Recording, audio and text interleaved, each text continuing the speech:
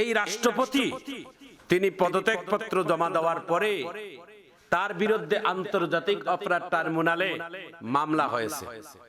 ওয়ামাকারু ওয়ামাকারাল্লাহ আল্লাহু খায়রুল মাকিরিন। আল্লাহর বিচার, আল্লাহর মার বেতের বার। এই আন্তর্জাতিক অপরাধ ট্রাইব্যুনাল বানানো হয়েছে এদেশের অপরাধীদেরকে সাজা দেওয়ার জন্য নয়, এদেশের গুন্ডা মাস্তানদেরকে সাজা দেওয়ার জন্য নয়। এই আন্তর্জাতিক অপরাধ ট্রাইব্যুনাল বানা হয়েছে এদেশের নির্দোষ কিছু উলামা ইকরামদেরকে ফাঁসি দেওয়ার জন্য। জোরে বলো ঠিক কিনা? আল্লাহর মায়ের বেতের বার। এই আন্তর্জাতিক অপরাধ ট্রাইব্যুনালটা একজন আলেমে মারা যাওয়ার আগে আকাশের দিকে তাকিয়ে দোয়া করে গিয়েছিলেন, আল্লাহ এই আন্তর্জাতিক অপরাধ ট্রাইব্যুনালটা যেন বন্ধ না হয়ে যায় আমাদের বিচারের পরে।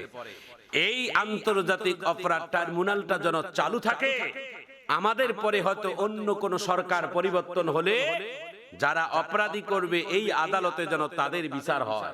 আজকে আল্লাহর খেলা দেখেছেন, যারা কিছুদিন আগে নিরপরাধ উলামায়ে কেরামদেরকে ধরে ধরে ওই ট্রাইব্যুনালের মধ্যে চড়াইয়া তাদেরকে বারবার বিচারের কাঠগড়ায় দাঁড় করানো হয়েছে, আল্লাহ তাআলা এই কয়েকদিনের মধ্যে তাদেরকেই আল্লাহ তাআলা ওই বিচারের কাঠগড়ায় আল্লাহ তুলেছেন। এটাই আল্লাহর বিচার। প্রিয় বন্ধুরা আমার, বাংলাদেশের একজন রাষ্ট্রপতি পদত্যাগপত্র জমা দিলেন, তার নাম শাহাবুদ্দিন চুম্পু। বর্তমান বাংলাদেশের একজন স্পিকার হাফিজউদ্দিন সাহেব, তিনি বর্তমান ভারপ্রাপ্ত, তিনি হলেন বর্তমান রাষ্ট্রপতি। সাবেক রাষ্ট্রপতি শাহাবুদ্দিন চুম্পুর বিরুদ্ধে আন্তর্জাতিক অপরাধে মামলা হয়েছে তার সেই আদালতের মধ্যে। কিন্তু তার বাংলাদেশের কিছু বিশেষজ্ঞরা মন্তব্য করতেছেন যে একজন রাষ্ট্রপতির বিরুদ্ধে মামলা দেওয়া ঠিক হবে না এবং তাকে গ্রেফতারি পরোয়ানা করাটাও ঠিক হবে না। তাহলে বাংলাদেশের একজন সাবেক রাষ্ট্রপতি, তার নাম হুসাইন মোহাম্মদ এরশাদ, আমাদের রংপুরের চাচা, যিনি হলেন বাংলাদেশের জনপল্লীর চাচা, যাকে বলি আমাদের এরশাদ চাচা। এই এরশাদ চাচাও ছিলেন একজন সাবেক রাষ্ট্রপতি। তাহলে তেনাকে আপনারা গ্রেফতার করে 9টি বছর জেলখানার ভিতরে কেন রেখেছেন? বর্তমান শাহাবুদ্দিন চুম্পুকে যদি গ্রেফতারি না করা যায়, যদি বর্তমান শাহাবুদ্দিন চুম্পুকে যদি তার বিরুদ্ধে মামলা না হয়, তাহলে সাবেক রাষ্ট্রপতি এরশাদের বিরুদ্ধে কেন মামলা হয়েছে, তাকে কেন জেলখানার ভিতরে ঢুকানো হয়েছে? জোরে বলুন ঠিক কিনা? প্রিয় বন্ধুরা আমার, অপরাধ যারাই করবে তাদেরকে সাজা পেতেই হবে। অপরাধ কোন রাষ্ট্রপতি বলে বুঝায় না, অপরাধ দেশের সরকার বলে না। অপরাধী যারা করবে, দেশের একেবারে ভিক্ষুক থেকে দেশের সর্বোচ্চ ব্যক্তি যদি অপরাধী করে, তাদের জন্য সমান সাজার বিচার হবে, এমন একটা আইন। ঠিক কিনা বলেন? শেষের বিচার হবেন ইনসাফের বিচার। দেখবেন আদালতের মধ্যে লেখা, আদালতের মধ্যে প্রত্যেকটা বিচারকের কার্যালয়ে দেখবেন একটা দাড়িপাল্লা আছে। ওই দাড়িপাল্লার আরবি নাম হচ্ছে মিজান। ও দাড়িপাল্লার আরবি নাম কি? মিজান। ওই বিচারকের সামনে দেখবেন একটা দাড়িপাল্লার একটা প্রতীক আছে। ওই দাড়িপাল্লা কি কোনো পাশে কম বেশি আছে? কোনো পাশে সমান। তার মানে বিচারকে তিনি তার চেয়ারের মধ্যে বসে, বিচারকের যদি জজ সাহেবের যদি ভাইপো হয়, নিজের যদি শ্বশুরও হয়, তার পক্ষে তিনি রায় দিতে পারবেন না। বিচারকের চোখের মধ্যে থাকবে কালো কাপড়। কালো কাপড় চোখের মধ্যে বাঁধার পরে যেমন কোনো কিছু দেখতে পায় না, বিচারকের চোখের মধ্যে থাকবে কালো কাপড়, কোন আসামি বাদীরকে দেখতে পাবে না। বিচারক দেখবে শুধুমাত্র আইন আর সাক্ষী। সে সুন্দরভাবে ইনসাফের বিচার হবে।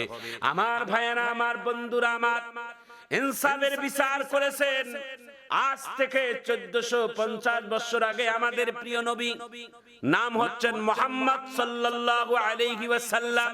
সুবহানাল্লাহ বলেন। আল্লাহর নবীর কাছে বিচার এসেছেন, বিচার হয়েছেন ইনসাফের।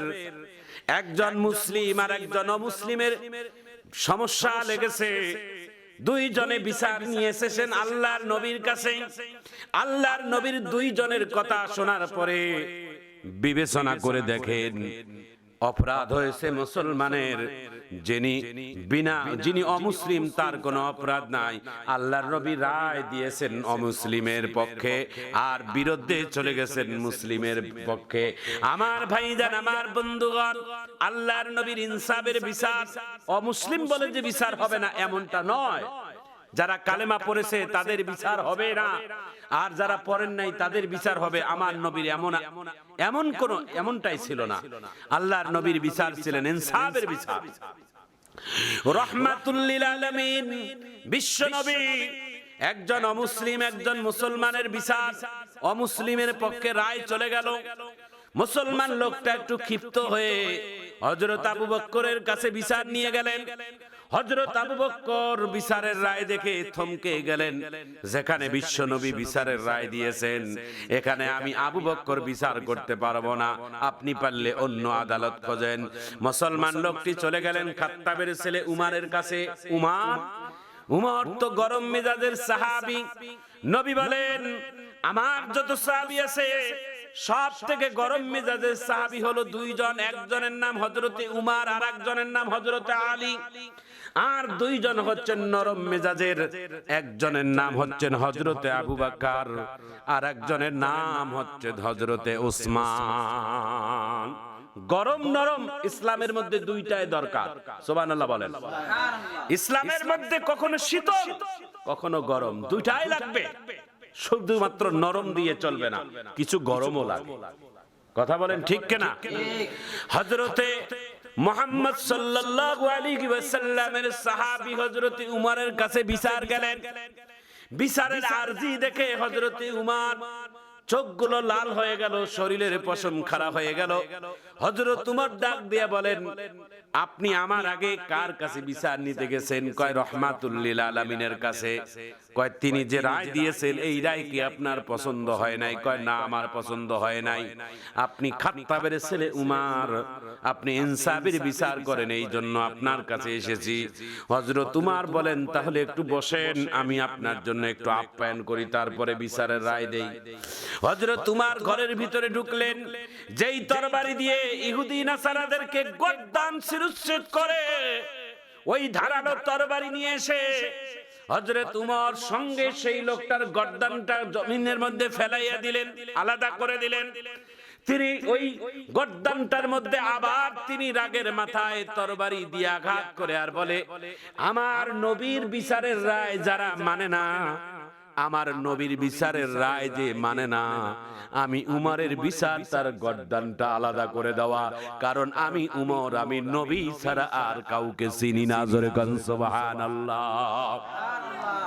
যেই নবীকে আমি নিজের ধারালো তরবারি দিয়ে গর্দান কাটার জন্য গিয়েছিলাম, আরবের কাফেরদেরকে চ্যালেঞ্জ করছিলাম, এই কাফেররা তোমরা আমারে 10 মিনিট সময় দাও, আব্দুল্লাহর ছেলে মুহাম্মদের গর্দানটা 10 মিনিটে তোমাদের পায়ের কাছে আমি হাজির করে দেব। মক্কার কাফেররা বলছে এটা উমরের ছাড়া আর কারো ক্ষমতা নাই। দ্রুত বেগে দৌড়াচ্ছেন আল্লাহর নবীর গর্দান কাটার জন্য, আর আল্লাহর নবী ওদিকে দোয়া করতেছেন, আল্লাহ মক্কার দুইটা নেতা, মক্কার দুইটা সুপ্রিম পাওয়ারফুল নেতা, একটার নাম আবু জেহেল আর একটার নাম উমর, যেই দুইটার মধ্যে একটা আমার ইসলামের মধ্যে দিয়ে দাও। আল্লাহ তাআলার আসমানের মধ্যে আল্লাহর নবীর দোয়া হযরত আবু জেহেলকে কবুল, আবু জেহেলকে নেয় নাই, হযরতে আবু বকরকে নেয় না। আল্লাহ তাআলা আল্লাহর নবীর দোয়া নিয়েছেন উমরের জন্য। জোরে কোন সুবহানাল্লাহ। বিশ্ব নবীর পাক জবানের দোয়া কোনোদিন ব্যর্থ হওয়ার কথা নয়।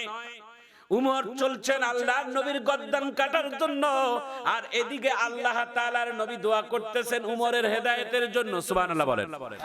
উমর আল্লাহর নবীর গন্তব্যস্থানে পৌঁছার আগে আল্লাহর নবীর দোয়া আল্লাহর আরশে চলে গেছে।